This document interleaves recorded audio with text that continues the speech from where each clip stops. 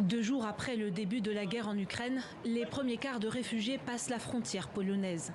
Des familles encore sous le choc sont immédiatement prises en charge par des bénévoles. Nous avons déjà mis en place un réseau de personnes prêtes à aider pour le logement, l'emploi et le transport. À ce jour, 2,5 millions de réfugiés ukrainiens ont trouvé refuge dans le pays.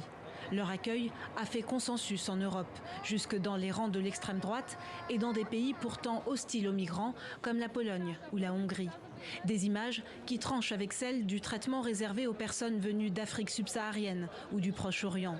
Un deux poids deux mesures qui a relancé les débats autour du nouveau pacte sur l'asile et les migrations qui prévoit notamment une nouvelle gouvernance de la politique migratoire, une réaffirmation des principes de solidarité et d'humanité et la clarification des conditions requises pour rester sur le sol européen.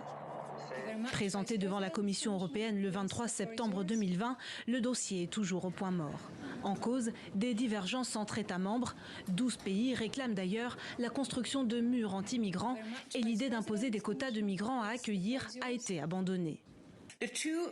Les deux principales possibilités sont soit la relocalisation des personnes qui ont besoin d'une protection internationale, soit les retours parrainés dans le cadre desquels les États membres s'entraident pour assurer le retour des personnes qui n'ont pas le droit de rester. Faute d'accord, en avril 2022, les 27 ont donc décidé de miser sur l'immigration légale, pour ne pas dire choisie, en faisant venir des travailleurs jeunes et qualifiés dans des secteurs où la main-d'œuvre manque cruellement.